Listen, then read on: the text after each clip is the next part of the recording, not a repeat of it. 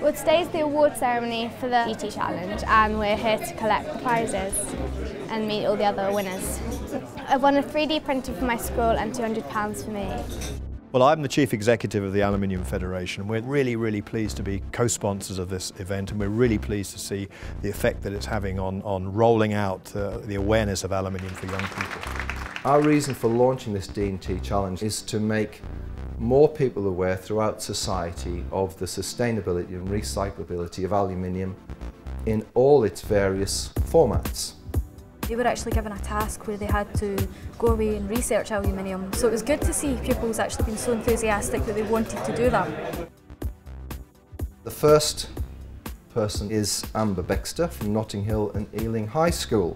Amber designed a mechanism to clean and to crush aluminium recycling, not only in the house but in the business. But you also had another good idea, because you said it could be different colours. Yeah. For what reason? Well, it appeals to different people, and if it fits into a certain environment, people will want to buy it more and it'll have better publicity. Yeah, Amber, you did an excellent job. Well done. This one is in the Vehicle of the Future category. Jack Armstrong-Williams from Blundell School in Tiverton. I really loved this challenge.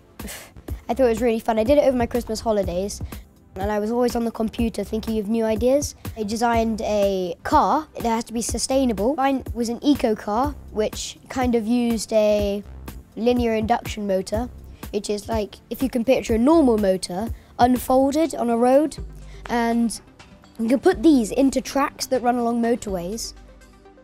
You designed a car of the future. I know the people from Jaguar are really impressed with what you've done. Clearly you've looked at the brief, you start your design, you've gone back to the brief, and you've kept it very focused. Thank you. Well done. Team Award. First one, Built Environment, to the boys from Alva Academy. I had to be inspired by nature and made from aluminium as well. We would get more ideas from working in a team than on our own. With the boys, I knew that they were away home at the weekend and they were getting together, and they were getting together at night time. Even the parents were talking about the work that they were doing. Next up, it's the winner in the Built Environment Award, Hannah Beckett from Mill Hill Prep School. It's like a round bit like that with the top of the popping pod. Used as a rain collector. Well, it's just fun creating things. Yeah, I enjoy like the creativeness about it. Be free of mind. Where did you get the inspiration from? I went to the loo and we have a vase of dried flowers and seeds in there, and the poppy pod was in there. And I was like, Mum, this is it. This is what I'm doing. What surprised me is the ingenuity and the design acumen of these young people, their ability to spot something like that young lady in her bathroom and turn that into a design, and that's really encouraging. And you'd gone about the design of the aluminium struts and extrusions in order to carry the weight of the water in the roof. Aluminium is incredibly strong. Indeed it is. Well done. We have a programme which we call Novellis Neighbour to support and develop maths and science education for children. This competition is a perfect fit for us, for something to support. Because it also encouraged them to look at aluminium as a product to use or as a material to use, it was absolutely perfect. The first one, highly commended, Built Environment, was Patrick Chorley from Charterhouse School in Godalming.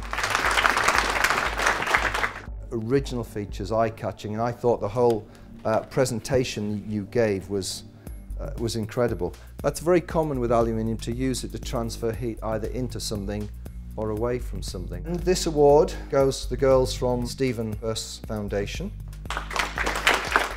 We made a garden building out of aluminium, so it was like a flower shape, and it was curved. We entered it because we were doing a club with STEM, science, technology and engineering, mathematics kind of thing. And we had a range of competitions to choose from, and this one looked the most interesting because we could choose the projects that we needed to do. One of the things I really enjoy about the secondary school students, they draw in such an uninhibited way with a such sort of brio and vitality. This year I was also pleased that there's a team category. It's actually groups of people that make architecture, with engineers, with manufacturers, using a range of materials. Hannah Beckett draws in a much more lyrical way than young Jack, who won the automotive section. He draws in a very sparse, analytical way. You can really see the quality of thinking. I've been inspired by today. It really is inspirational to hear young designers of the future talking about what motivates them and what has driven them about the competition. Today I loved Jack, who designed the car, and he was so passionate about it, and I think this is an opportunity for kids to shine. I was particularly impressed by the one girl who talked about the fact that she'd researched what she was going to do, done a huge amount of research on the internet, and actually the inspiration was a poppy. So it was something that was around her all the time that inspired her and gave her the ideas, and for me that was amazing. What's more important is what the young people have learned about aluminium. And you know, it's wonderful. At that age, they're like sponges. They absorb so much information. Even if just a few of these young people here today choose a career that uses metals, that uses manufacturing or in design, then we've done our bit. I'd encourage many more schools to enter, because I think this sort of competition has an element of the real world about it. And I hope that more of the state schools have time to do it. They really are the designers of the future. You see youngsters like we've seen today who hopefully can help us to start to regenerate manufacturing in this country.